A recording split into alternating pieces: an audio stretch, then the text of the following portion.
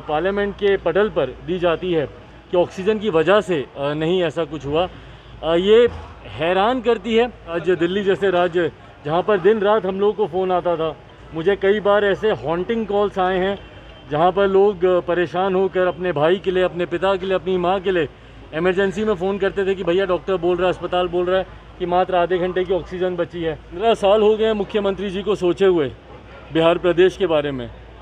आखिरी बार उन्होंने कब प्रदेश के बारे में सोचा था, ये मेरी जानकारी में तो कम से कम नहीं है। हमारे मुख्यमंत्री ने आखिरी बार कब सड़क मार्ग से बिहार का दौरा किया हो, मेरी जानकारी में नहीं है, मेरी याददाश्त में नहीं है।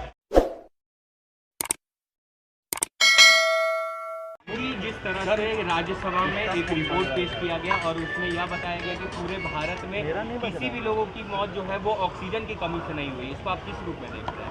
हाँ, ये चीज़ थोड़ी सी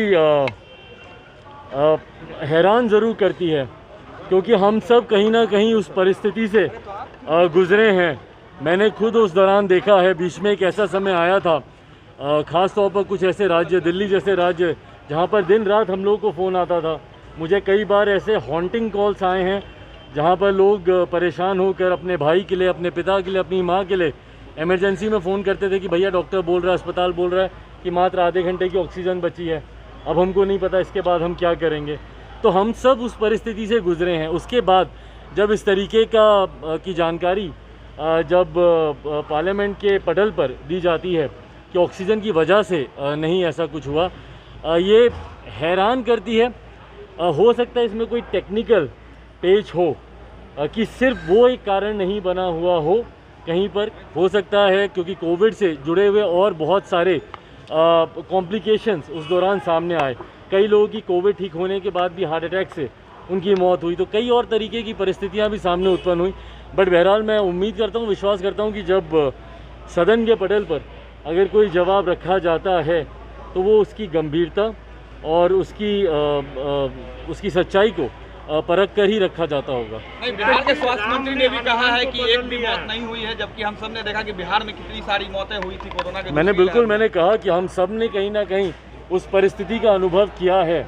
उसके बाद इस तरीके से कहना, कहीं ना कहीं मुझे लगता है कि ये उन लोगों को विचलित ज़रूर करता होगा जिन्होंने अपने प्रियजनों को ऐसी परिस्थिति में खोया है।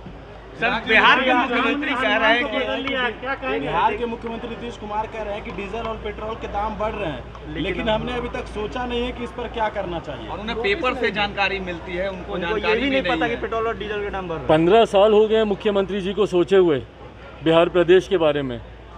आखिरी बार उन्होंने कब प्रदेश के बारे में सोचा था, ये मेरी जानकारी में तो कम से कम नहीं है। और अगर किसी प्रदेश के मुख्यमंत्री को अखबार के माध्यम से या हमारे मीडिया के साथियों के माध्यम से अगर ये जानकारी प्राप्त हो कि भैया देश में पेट्रोल डीजल के दाम किस तरीके से बढ़ते जा रहे हैं, तो उस मुख्यमंत्री की सक्रियता का हम सब अंदाज़ा लगा सकते हैं। बट बहरहाल मेरे लिए कोई ताज्जुब करने वाली बात नहीं है। मैं मानता हूँ कि हमारे मुख्यमंत्री पूरी तरीके से बिहार और बिहारियों के हालात से पूरी तरीके से उनको कोई जानकारी नहीं है कि किस परिस्थिति में बिहार या बिहारी गुजर रहे हैं। हमारे मुख्यमंत्री ने आखिरी बार कब सड़क मार्ग से बिहार का दौरा किया हो, मेरी जानकारी में नहीं है, मेरी याददाश्त में नहीं है। बिहार में जब जब बाढ़ आई, मुख्यमंत्री यहीं से हेलीकॉप्टर से उड़ते हैं, हेलीकॉप्टर से हवाई दौरा कर आते हैं, और ये हर साल का उन्होंने टूरिज़्म का प्रोग्राम अपना फिक्स कर लिया। अगले साल आप फिर से मुझसे लिख के ले लीजिए, अगर ये मुख्यमंत्री रहे तो फिर इसी वक्त हेलीकॉप्टर से उड़ेंगे और बिहार का दौरा करके आएंगे। मैं आग्रह करता हूं मुख्यमंत्री से कि एक बार सड़क मार्ग से निकलें, सड़कों की हालत आपको पता चलेगी। हाईवे पर रह रहे शरणार्थी जो कि बाढ़ की वजह से हर साल बेघर होते हैं, उनके हालात आपको पता चलेंगे और बिहार की बदहाली उनके सामने आएगी।